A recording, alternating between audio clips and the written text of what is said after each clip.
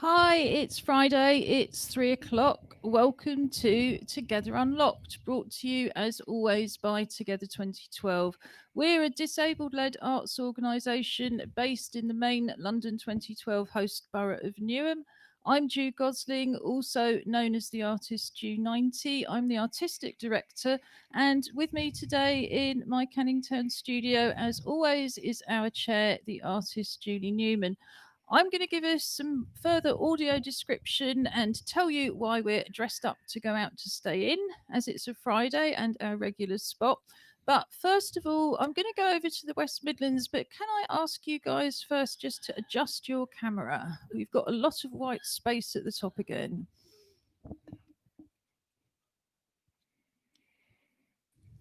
I've also just unmuted you because you didn't seem to be doing it yourself. Yes, So I was going I to was. say, apologies, viewers. We have had Google itches all week. Yeah, it wouldn't let us unmute from this end. That's why I was frantically pointing.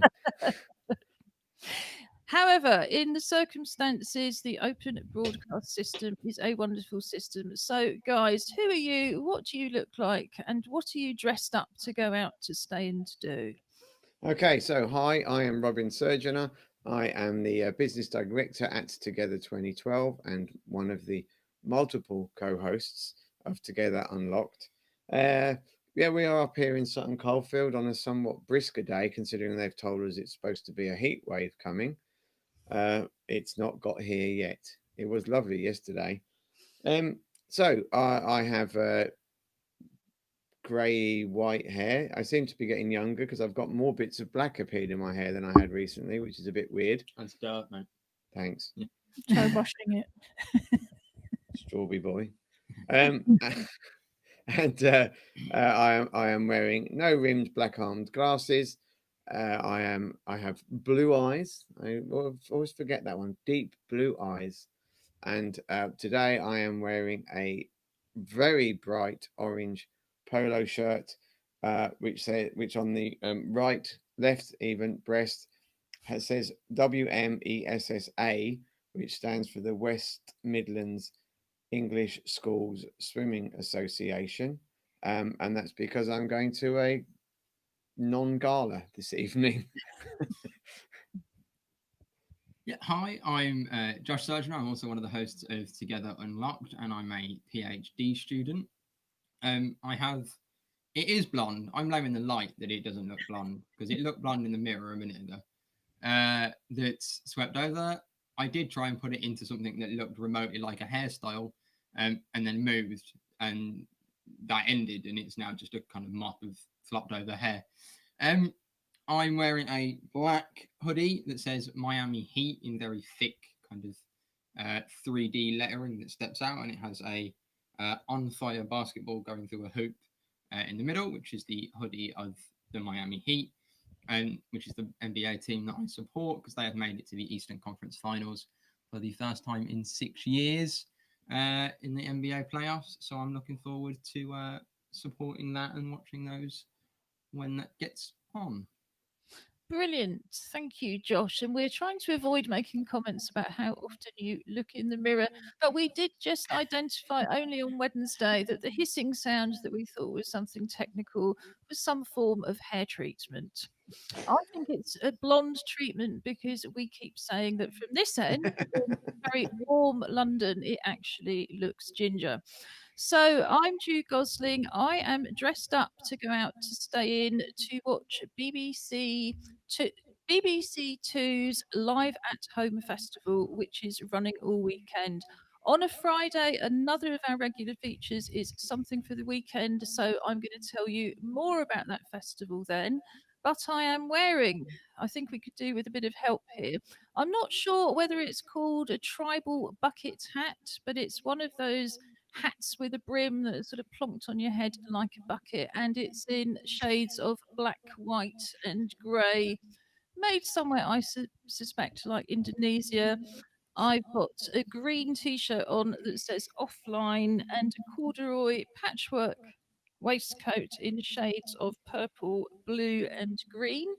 I also have under my hat a short red hennaed corona crop, self inflicted. I've got black plastic glasses, black wrist braces, and silver jewellery.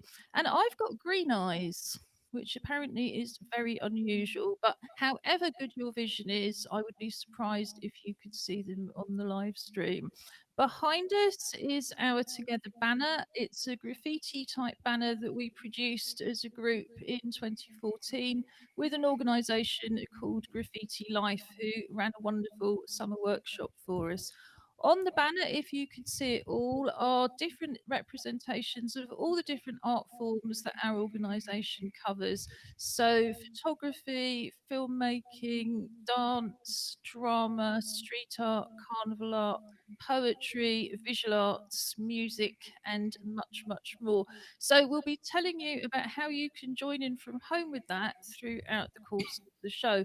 But last but by no means least, Julie Newman, our chair. What do you look like and where are you going?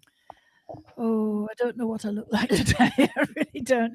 I mean, I've seen me in some strange outfits, but this one, oh goodness me, I'm wearing a sort of baseball cap, but I can't judge the color. Is it silver? I'd say it was light grey. Light grey.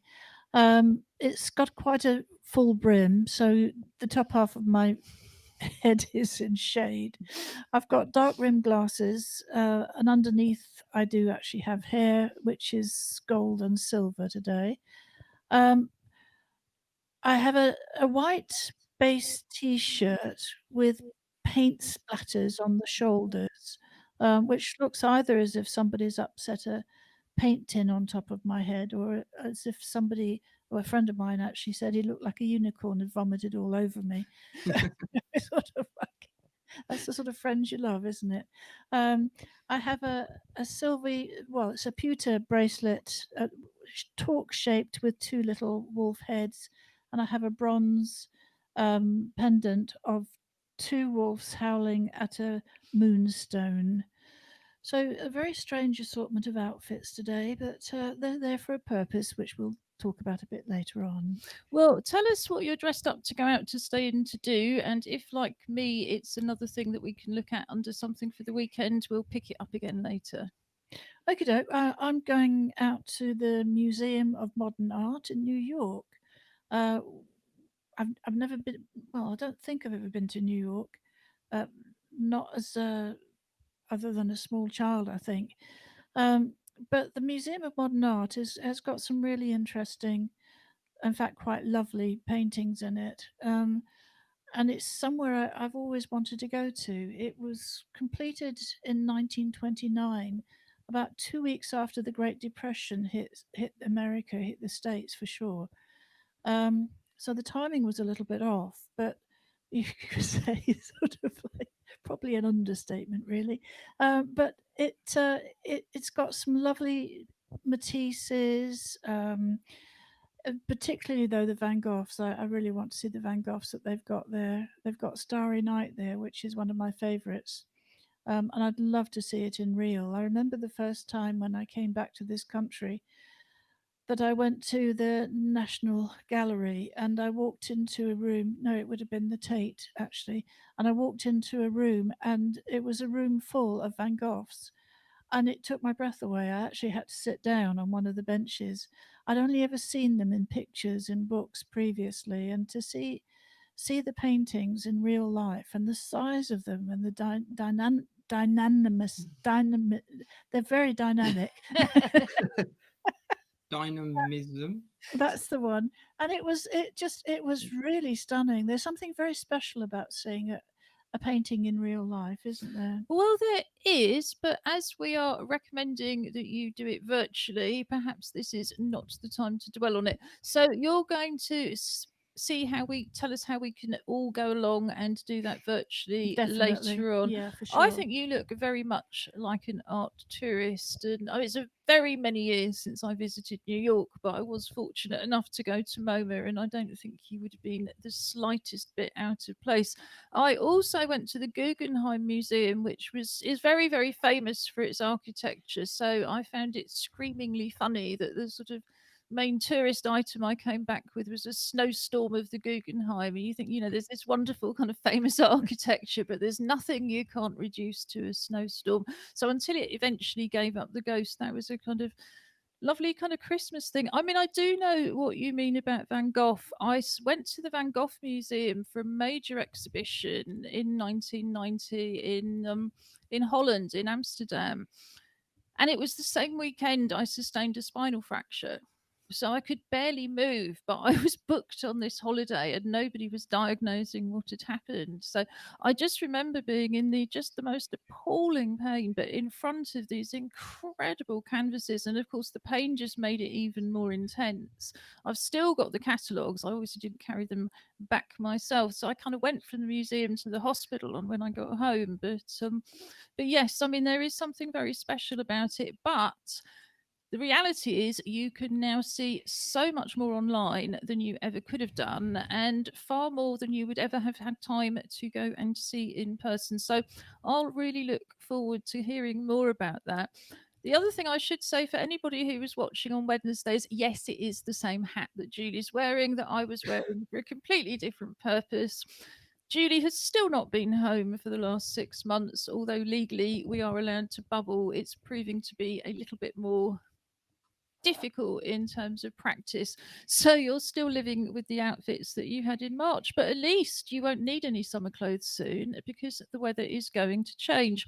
But before that, as Robin was saying, there is going to be a heat wave, particularly in the southeast. It's going to reach 31 degrees on Tuesday. So we'll remind you again on Monday about what to do with the heat. In the meantime, as always, there seems to be quite a disparity between East London and the West Midlands, because we haven't felt the need to put anything like a kind of overtop on yet, and yet the number of times we've seen you in thick tops because it's really, really cold. It just reminds me that London has a microclimate. So we would love to know how you are dressing up to go out to stay in. We couldn't see the point in having all those nice clothes just stuck in the wardrobe, and we also couldn't see the point in simply dressing up to go out to things that we can really do from home. So we would love to see your weird and wonderful outfits as well as your mundane. Send us your photos and videos to info or TV at together2012.org.uk, and we would love to show them, or indeed arrange to come on the show as a guest and explain in real time what you're dressed up to go out to stay in to do. In a minute, we're going to move on to our new regular feature update, and we've got some very exciting news to share with that. Later, we're going to look at some of the activities, as I said before, that you can join in from home within our program, which is unsurprisingly called Join In From Home. At the moment, we're revamping that. So we're launching a whole range of new activities next month.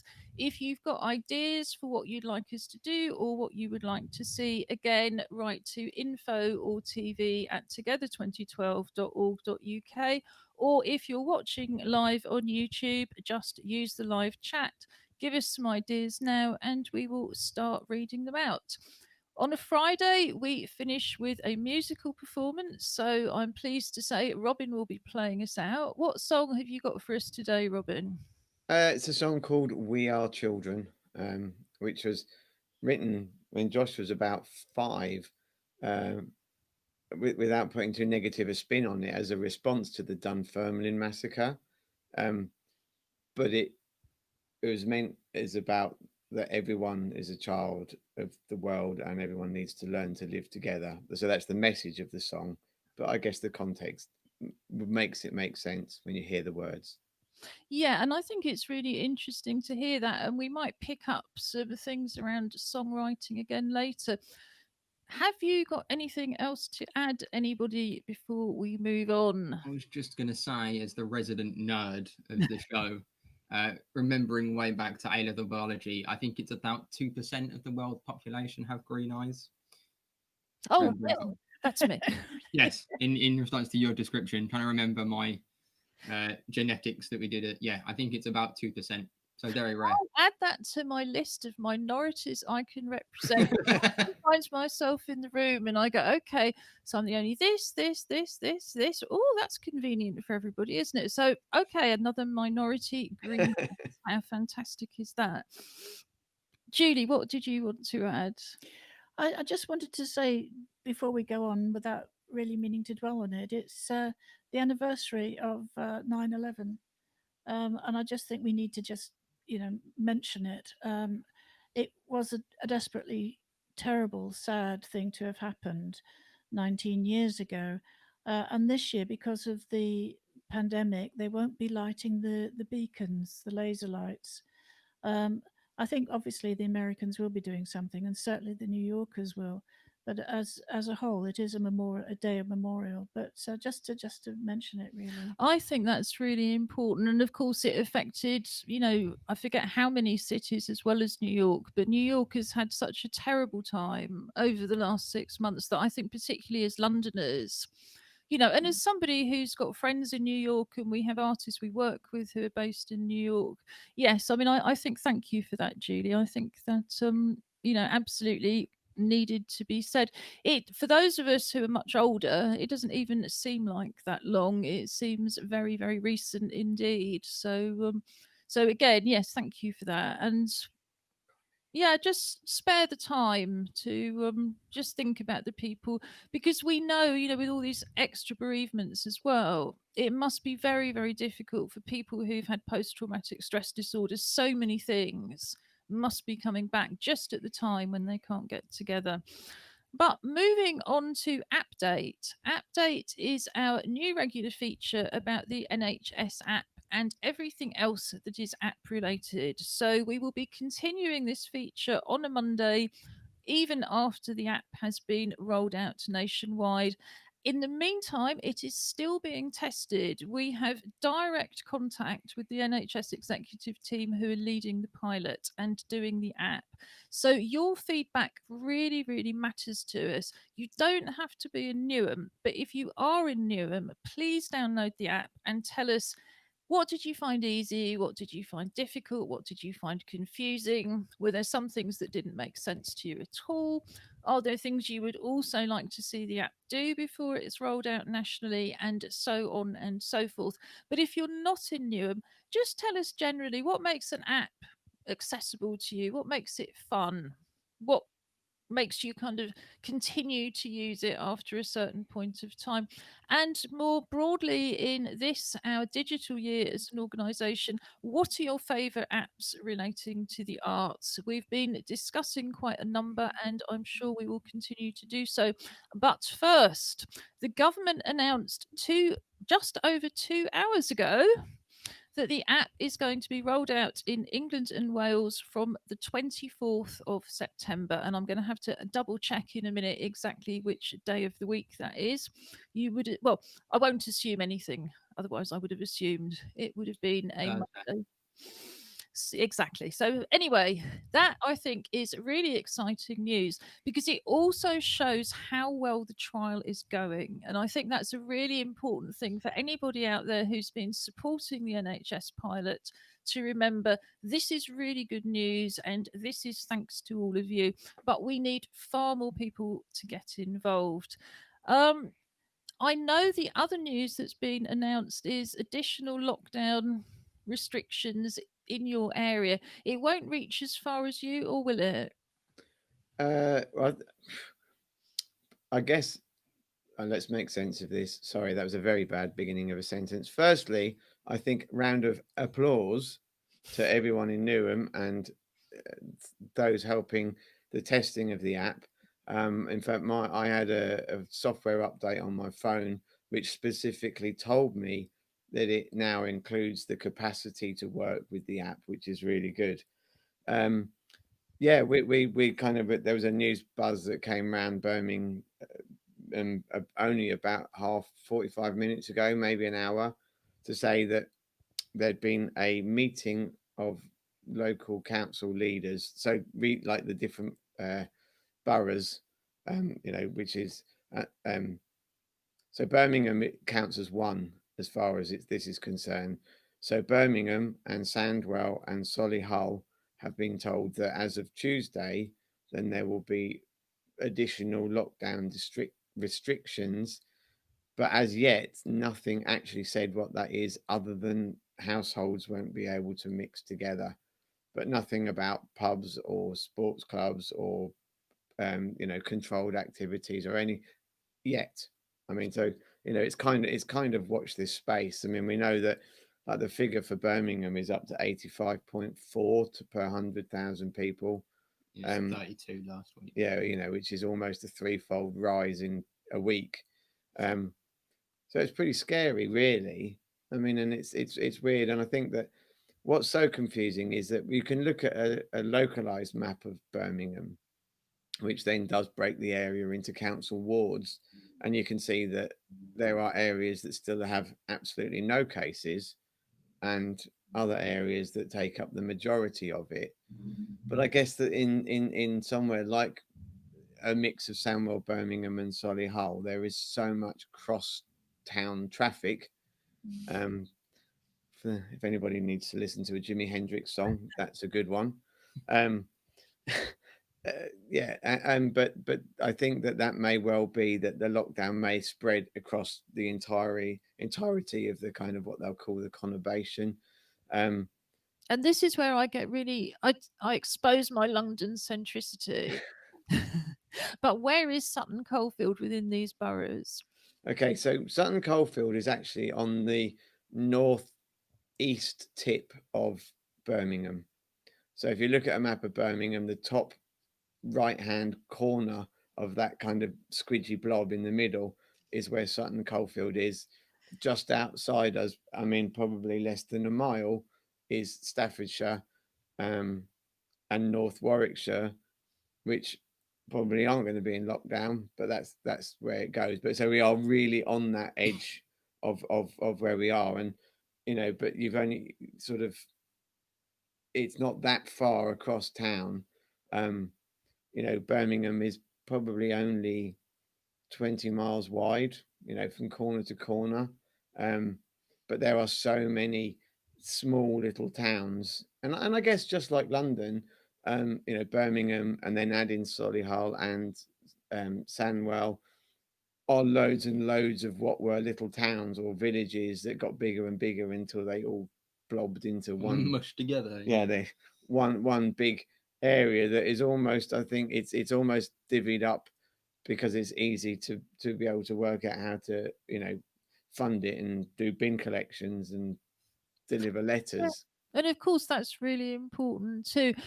I mean, I think all we can do in terms of predictions is look at the enhanced lockdowns they've already got in places like Leicester. And also to see, like you say, whether they will be a little bit smarter about it or whether they'll just go, no, there's too much crossover. I was looking on the Newham Council website and they have now produced, I think they call it, I forget exactly what they call it, but you can get to it from the front page. And it's basically a series of updates with a comment from Jason, who's the Director of Public Health. And unfortunately, what it shows today is that the number of cases testing positive in Newham has doubled in a week. So over 100 people tested positive in the borough last week, around 50 the week before. And if you look at the percentage of people testing positive, so it isn't just about, oh, the app's working really well, people are going for tests, because the percentage of people testing positive has doubled as well. And that's how we know that it really has doubled. And there was some more research that came out at lunchtime that said at the moment, the number of cases are doubling every 8 days. So we're kind of back potentially where we would have been in February, except that we have social distancing and things like the app to save our lives and to save everybody else's lives. So it's not the best way to be starting the autumn, or indeed with the heat wave coming on, to be ending the summer. But at least now, unlike February, we know what we have to do. And in our case, we would say that's stay home, stay creative, and that's the best way to stay well. Do we have other apps that we would like to discuss? This is where you all look alarmed, isn't it? No, I no. look to Josh at this point. I prepared that piece for Wednesday. No, No, Josh. it kind of links back to what I was going to talk for the weekend. But kind of apps like Audible and Kindle and things like that. And and certainly with lockdowns increasing in places and restrictions increasing, and the potential of kind of wider restrictions kind of nationally coming back in as the R value kind of shoots up. Things like that where I don't like watching the news at the moment or even kind of reading it or talking about it because it just stresses me out. So having something like that where if you want to read it, that's fine. But if you can find a book that you like and a good novel that's 15-20 hours long, you can just pop some headphones in and just ignore the world for a little bit and kind of lose yourself in a story or a biography or whatever it is, but just something to kind of distract your brain that isn't kind of just sitting in front of watching the TV, which can kind of make you feel a little bit kind of almost lethargic. Almost you feel like you haven't accomplished anything because you just sat on the TV for 6 hours. Whereas if you're like, oh, I've read for 6 hours, you kind of, it's a weird kind of psychological thing that you feel that that's a better spent time almost. Yes, and I think the other trouble with TV at the moment is we have this conversation that goes, have we seen this 3 times already? Well, let me watch it again then. And you think, well, it's good to see a good film and to remind yourself, because one of the clubs we run is a photographers and filmmakers club, and it's always good to teach off popular film, but it is a little bit desperate. And in fact, yesterday was the day when more books were published than any other day of the year. There's another what they call Super Thursday coming up at the beginning of October. And apparently it was like, as they say, more like Harry Potter than the last few months. Although book sales in general have been up, and since bookshops have been able to reopen, they've been doing very well indeed compared to last year. So I think you're absolutely right. I read a lot about COVID because that's part of my job in terms of information and risk assessment, but I don't watch films or TV shows. I actually find that is my kind of mental health thing. But generally speaking, unless you've got to keep up to date for work, people do say for the sake of your mental health once a day, limit it to once a day, look at other things.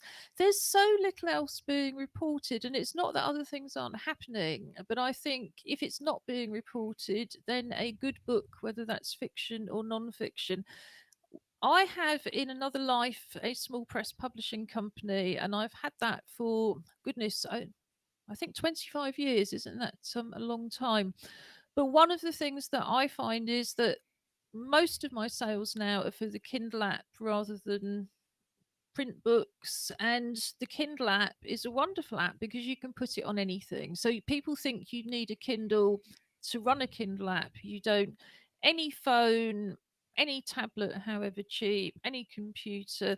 I tend to do most of my reading on the iPad, but yes, I'm intending to kind of get my Kindle app out and go through this list of books that was published yesterday and see what I really fancy reading. I've already read 2. Well, since yesterday. Yeah, I thought you were ill in bed, Julie. yeah, I had a little bit of off time, so I took the opportunity. There were 2 authors that I really like, Joy Ellis and Judith Cutler, who write about detective stories. So I took the opportunity to catch up on their 2 latest releases. Yeah, and I mean, actually, and I've just started listening. I have to say, we are so we do read due to for access reasons. When we go to bed, it's okay. Don't worry. I, I hold the book up because Tracy's not able to hold a book without fear of a broken nose. So actually, we read a book, but unfortunately, usually what happens when I pick a book up is that I end up with the one with the broken nose after about 3 pages. Uh, so we are very slowly reading through a book about witches. Yes. And I can't. What's it called? The Deborah Harkness. Yeah, so it's a trilogy of books. They're on the last one, but the first one is called A Discovery of Witches, and then there's the second book called Something, and then the third one I think is called The Book of Life, and I think that's the Yeah, trilogy. that's it. That's it. So Struggling we're on that one, which Which is I'd read. I actually had I listened to the audiobooks of them on a recommendations from a friend, but Mum likes reading or getting Dad to read to us. So for Christmas, I brought them the whole trilogy of books for Christmas. I think about 3 years ago. And at the rate of a page and a half a night, it's taken them a while. what they say, a good gift. Lots of people have picked up loads of books they've been meaning to read. Before this gets completely off the topic of app date, and there are other reading apps, but actually, what I find as a publisher is Kindle gives more money to the authors than any other reading app. So Okay. I think is always important to bear in mind. So finally, there's a comment here on the live chat from Renee Wallen. I printed off the Sunday Times top 10 fiction list a couple of weeks ago and made a commitment to read all 10 books. Just started the third. My Wow. guess is they're slightly longer books than Joy Ellis's and the other one that Julie was reading on the Kindle app I bet they're yesterday. grown-up books, aren't they, Renee? Yes, well, moving swiftly on. So that's. I didn't mean rude books. No, I didn't think you did. I did. Well, I'll leave it to you, readers, to make up your own mind. And in the meantime, I'm going to put a short film on that's going to tell you more about how you can join in from home on a Friday. After that, we'll be looking at something for the weekend and coming back to some of the things we've just flagged up earlier, as well as looking at lots of other opportunities for you to be creative and entertained from home. Together 2012 is running a Join In From Home programme from our website together2012.org.uk. Click on the link at the top of the page, Join In From Home, to go straight to the main page where you have a wide range of accessible, inclusive creative activities, mostly using things that you would already have at home. At the top of the page and throughout the pages, you will also see videos in British Sign Language to translate the site for deaf people. These videos can also be useful if you have difficulties reading and you simply want to hear more of the content. The Join In From Home programme is based on the activities that we would usually be running in East London. So, for example, we have an arts club which usually operates on a Tuesday with craft-based activities and on a Friday morning for drawing and painting. Here you can join in with the arts club's Hands project and celebrate your uniqueness and membership of the human race. There are full instructions on the linked page here.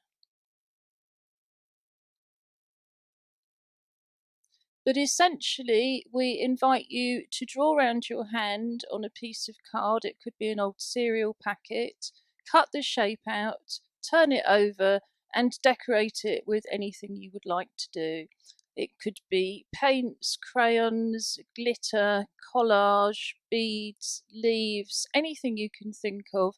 Photograph your hand or hands and send it to us at tv@together2012.org.uk. We'll add it to our video installation and share it on social media. Our music club usually meets on the first Friday of each month. We have an open mic session and we invite everybody to play along with percussion instruments. So here you can learn how to make your own percussion instruments from recycled materials. And you can also join in a percussion workshop from last summer in terms of carnival percussion. So these three instruments are used most often in carnival. We have a shaker, and a go-go, and a hand drum. So this is how to make a recycled shaker, a recycled go-go, and a recycled hand drum. You can also, if you're technically minded, make your own tactile sound instrument. This does require a few simple electronics, but is a very interesting and exciting project as part of our Vibrafusion ongoing work. You can also listen with Together. We have Spotify playlists created by Robin Surgeonator, also known as our TV presenter Angry Fish, and we also have two classical music playlists from Bournemouth Symphony Orchestra, including one that's uniquely suited to people who are feeling very unwell. Just checking the microphone again. And if, like us, your recycling has been piling up as the months go on, I think it's a nice time to make some new percussion for the autumn. I find myself eating through more than one of these giant kind of sweet shop plastic bottles of sweets, which I started off by ordering thinking that was the cheapest way to go and the most green because fewer of them were delivered. But now I'm looking at how to make lights out of them because I'm just thinking I can't throw them away. They're not very good to recycle. And I've got to do something. So maybe that's going to be an activity video soon. Have you noticed all the ructions about Pringles, who I didn't realize were made by walls? But there's all this stuff going on about how recyclable or unrecyclable they are. But those little pots make jolly good little drums and shaky things and the sort of things that you were talking about in the film. Yeah, exactly. In fact, particularly the Agogo. I mean, I was very pleased to read, like you, that the manufacturers are trying to find different ways of making them. So they're trialing a different Pringles packets in different supermarkets. But any of those tins that have a piece of metal in at the end, well, it's really alloy, but it's a really, really good percussive surface. I'm also quite keen on Twining's hot chocolate, which is a hot chocolate that doesn't have any dairy in it. And they have very, very good tins. We've done all sorts of recycled band things with those kind of tins. Have you, I mean, I know you're, should we say, more of a Professional. yes, more of a professional, but also not a percussionist particularly. But have you experimented with any of these recycled materials, Robin? The honest answer is no.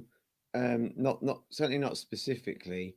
But my favourite when I'm running workshops, they're music workshops rather than music instrument workshops. Is just bodies, generally your own, useful, particularly in times of COVID. But literally, your body is a fantastic percussion instrument. Doesn't you can do many things with it, mouth noises, hitting yourself, tapping yourself, creating rhythms and stuff like that. I find, kind of really good way of getting people to get into rhythms, and I can't tap my foot, but lots of people can. So foot tapping, foot stamping, um, you know, yeah, just so that's the kind of way that I do it. I've often thought about it, but I've got that many things around the house that you can already hit, shake, and bang. That I prefer to go for the. I have like watermelon shaped things and banana shaped things and all kinds of things that when working with younger people, they love the fact that it's a musical instrument but looks like a piece of fruit or whatever it looks like. Yeah, Yeah, I mean, that makes a lot of sense. I don't like playing on my body, but that's because I'm somebody with a pain condition. Yeah. Don't have very strong hands. But Together 2012, our whole music policy is based around percussion. So we have our recycled band, which is 12 giant percussion instruments made out of recycled building materials. But that's all in storage on the top of containers down by the Thames at the moment. And sadly, I don't think it's going to come out next summer either, looking ahead at kind of the problems for festivals and so on. I think I've really moved from 20 years ago being very keen on this sort of message that music technology is wonderful for disabled people. And now well, it's wonderful if you're a bit of a nerd and you've got plenty of money, but otherwise you're going to be completely dependent on somebody else providing the kit and setting it up and engineering it for you. And if you're alive, you can blow a kazoo. If you've got a little bit of movement, we can put a wrist bell on. What we did start doing, I think, with more or less success, is those of us with wheelchairs started playing our wheelchairs. And I think that's that riff on the body, isn't it? Yeah, It's yeah. amazing what sounds you can get out of your wheelchairs if you take the odd drumstick to. Well, I mean, I did once Well, apply to PRS, but at that point they turned me down. So you can come back to me on this one on an idea, but they were looking for commissions, and I said that wanted to create a piece of music that was made through sampling all the different sounds that I experience as a disabled person. Well, sorry, Josh, go on. I'm gonna, as someone that used to be a drummer, back when I had arms that worked, with a very nice kind of really big drum kit. Even now, I just tap stuff all the time. Tables, cutlery, sides of cups when I'm doing stuff. I do it all I just make kind of little beats. And then about playing your chair, I do it all the time between kind of hitting the push rim and the wheel with kind of, the bone in your finger, the fleshy bit, your nail. I've got a ring on this hand, so kind of tapping that on it to get kind of all these different sounds. And I do it all the time, kind of little, I'm sure to the great annoyance of everybody else. Sure. Normally when I just shut up, we're kind of waiting for dinner. Mind the mic, mate. Sorry, having a moment here. Right there. Yes, you can do all sorts of interesting things if you just hit. You can slap the microphone across the room if you want.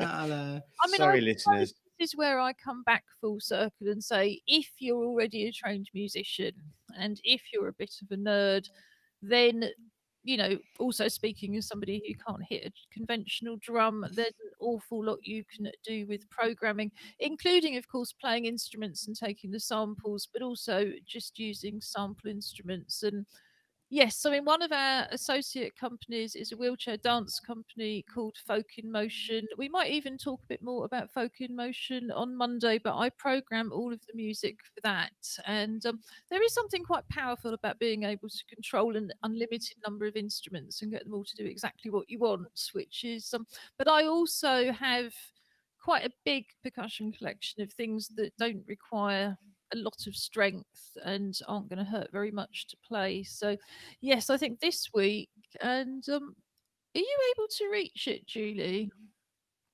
Well, just while Julie reaches that, I mean, a while ago there was an inclusive dance group called Blue Eyed Soul, who I'm not sure they may still exist, but I did some workshops with them, and actually what we did was normally dancers dance to the music, but we did it the other way around. Is we had them doing the movement and then interpreted the movement into live music, which was a really interesting way of doing it. Yes, I mean, I think we've just done it with an improvised percussion track, but again, the join in from home film on a Monday. We'll talk a bit more about that. Yes, I mean, this is a hand tambourine that I've bought, and for anybody who can't see it, it's a piece of wood shaped like a parrot, and it's got two gaps in the middle for the little bells from the percussion. And it just means that I can literally kind of hardly move my hand and I can still play it. Whereas a traditional tambourine, even if you don't hit it, you've still really got to get your elbow and everything going. And this was just a variation on the Indian wrist bells. It's got you can buy all sorts of wrist bells, but they're mostly for children. So I bought that because it was just a little bit bigger. And again, you can put these on your wheelchair when you're dancing, and it creates a bit of an oral kind of soundscape for people who can't see very well. But the other thing I got, which we couldn't reach, was just a little round shaker made of papier-mâché. So if you're wanting to do a papier-mâché project, I think it's worth bearing in mind that I'm not sure it's the most successful instrument in the world, but I think if it had been made thinner and they'd left, I think you'd have to sort of do it around a balloon or something, leave a gap at the top to be able to put things in and then plug it. But I am still really looking forward to finding out what kind of sound it makes. But moving us swiftly on. Oh, no, not at all. Can I just do a quick correction? It was Walker's. Pringles. All right, as long as you've advertised the right company, Julie, well done. There are crisps available, yes, but not I'm sure there are other packet. environmentally unsound snacks available. So I'm going to go first. I am dressed up to go out to stay in to see Radio 2's live at home festival. It would usually be the festival that they ran in Hyde Park, and instead, back in February, they realised that wasn't going to be possible. So they started planning this. So the bulk of it has been filmed with a full stage, full crew, but no audience, in an unnamed mansion in Hertfordshire. Some of it has been recorded in the States because obviously the artist couldn't fly over. But it looks, the way they've recorded it, really, really lovely on a phone in Central Park on the top floor of the record company. It's created work, I think they were saying, for a lot of technicians and people. That's the only work they've had since March because, like I say, they've done the whole thing properly. And I think one of the heads of Radio 2 was quoted as saying, well, people have just seen enough songs recorded in front of a bookshelf, and so it's going to be great sound, great vision. It's on Radio 2, BBC Radio Sounds, and there's highlights on BBC 2, so I shall be dressing up to watch those. I can't remember all of the acts, but the Pretenders are playing, and it was Right. reminding me of more than 20 years ago being in the pit at Glastonbury and watching them play. So I'm definitely going to make sure that I listen to that. None of it will exactly be live, but then I don't think that would have been possible in the circumstances. So you're going to MoMA, Julie? I am. And online, there's a lovely gallery with assorted paintings that have been picked out that you can look at in depth, and you can get, because it's online, you can actually go magnify them right up, so you can actually see some of the brush strokes.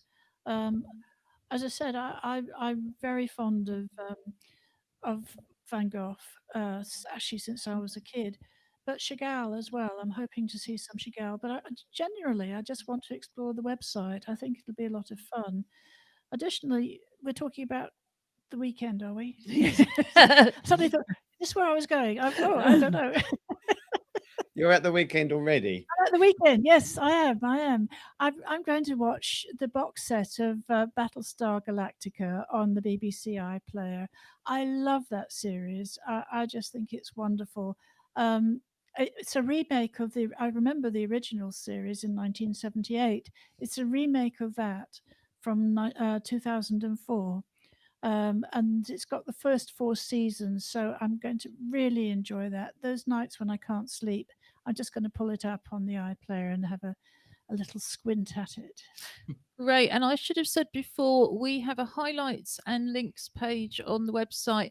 It's on the main Together TV Unlocked menu. Just pull down highlights and links directly to everything we've mentioned here today will be there. So over to the West Midlands. You'll definitely be staying in by the sounds of it. So Yeah. what would you be Probably, yes. recommending? Well, for me, I've only got the one thing, but it's actually, I guess, really quite a big one in the sense of all the things we've been talking about. One of the big areas of artists who have missed out, kind of almost on everything with around activities starting again, other than live theatre, is the club scene. Kind of electronic music and the club scene. And the club scene is, for those who aren't used to it or don't know much about it, generally it is getting as many people in the same place as possible, all jumping up and down together to a rhythm, to a trance, whatever whatever kind of dance music you're into. And they're very sweaty, very, very unsocially distanced environments.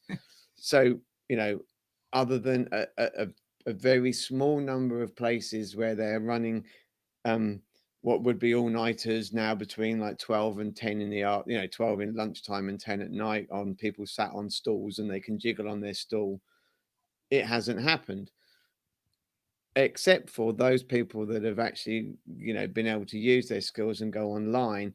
And this Thursday was Independent Music Day, and I listened to a really good piece on Radio 6, kind of celebrating electronic dance music, or EDM, as we talked about the other day, which inspired me to go and look. And there is a website called clubbingtv.com. Again, I've forwarded a description and the link to the team.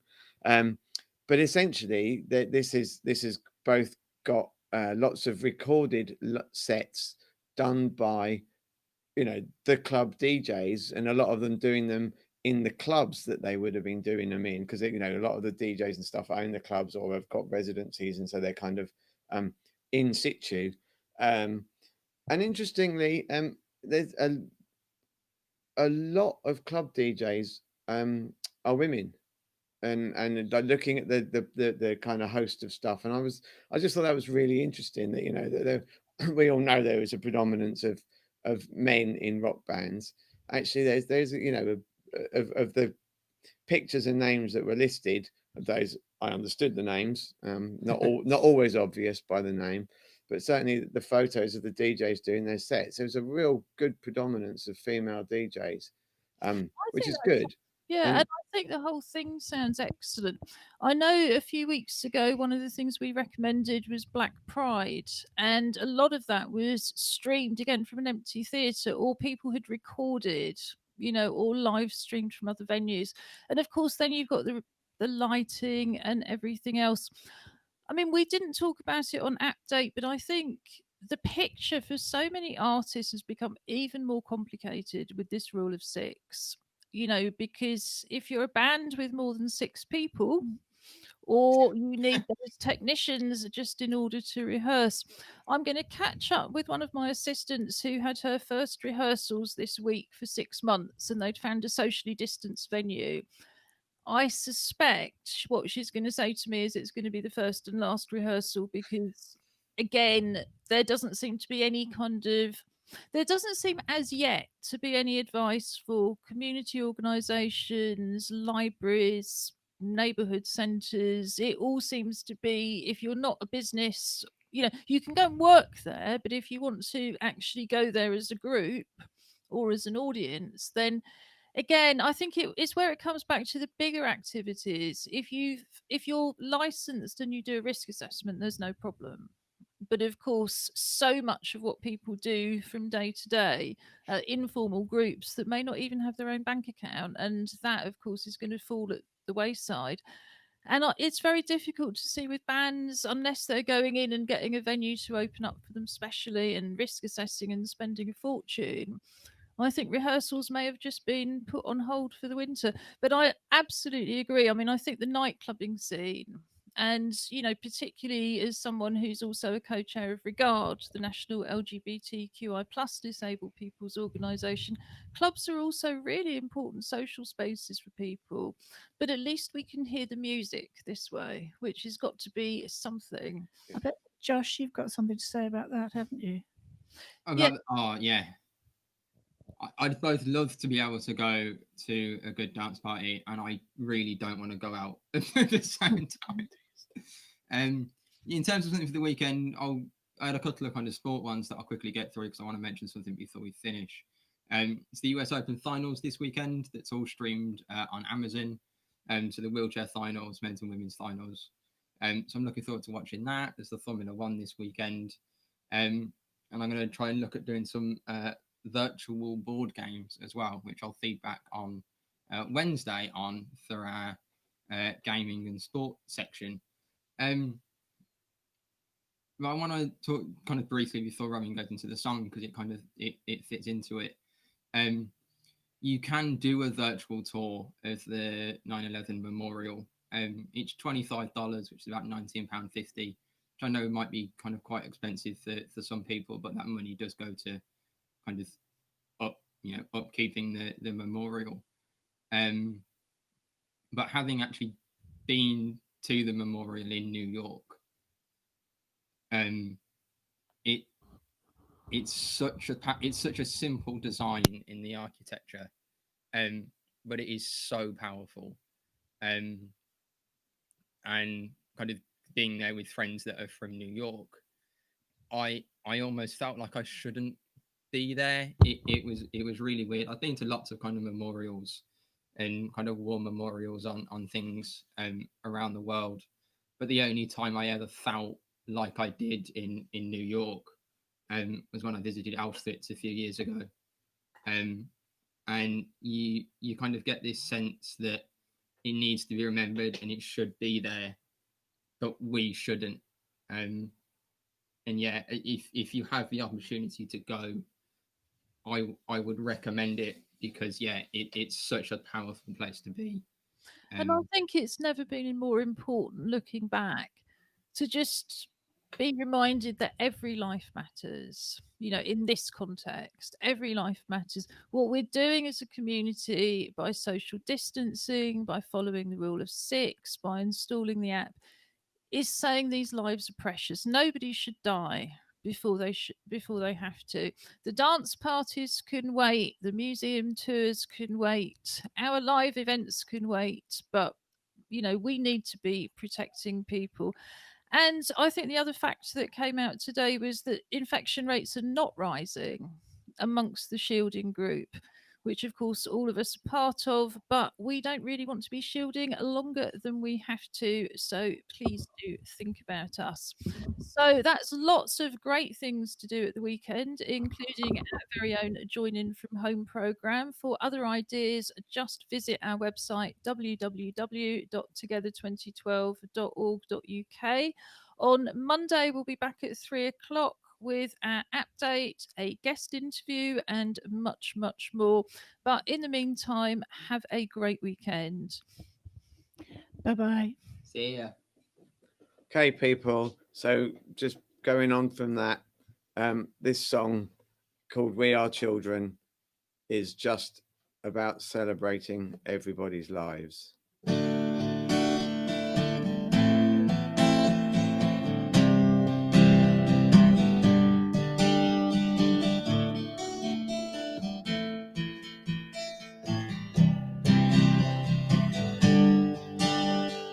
We are children of the world, and we just want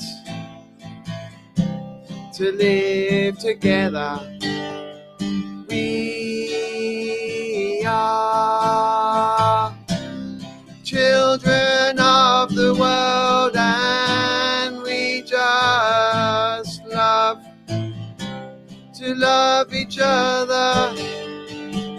It's not important, there is no blame about how we walk or play our games, or see or hear or spell our names. What is right is you love us all the same. What is right is you love us all the same.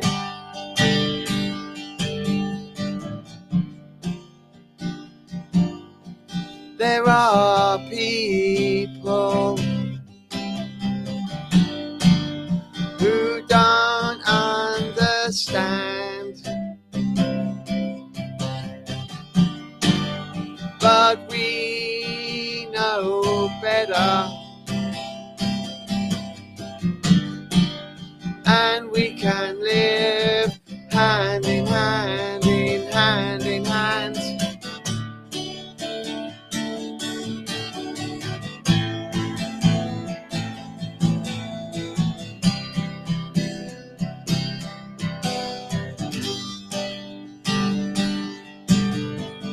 We are children of the world, and we just want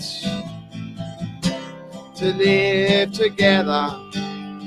We are children of the world, and we just love to love each other.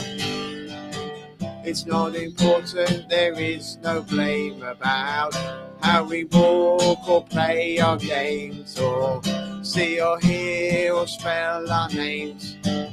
What is right is you love us all the same. What is right is you love us all the same. What is right is you love us all the same.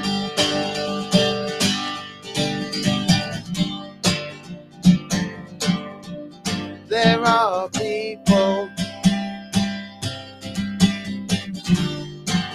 who don't understand,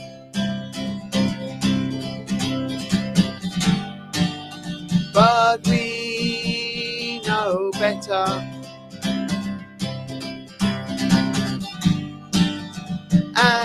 can live hand in hand, in hand in hand. Oh, we know better.